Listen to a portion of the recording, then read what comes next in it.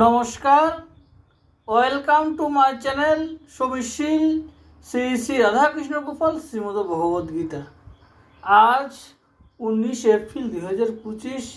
আমি শ্রীমদ ভাগবত মহাপুরাণ প্রথম স্কন্দ শ্রীমদ ভাগবত মাহাত্ম্যের 37তম শ্লোক পাঠ করব।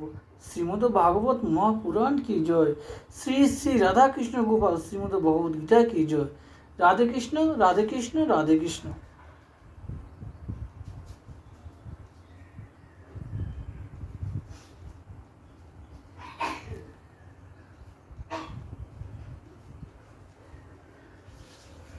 সকালবেলা সকলে তাকে বাড়িতে দেখে খুশি হয়ে তার সঙ্গে দেখা করতে এলেন। রাত্রে যেসব ঘটনা ঘটেছিল গোকর্ণ তা সকলকে বললেন।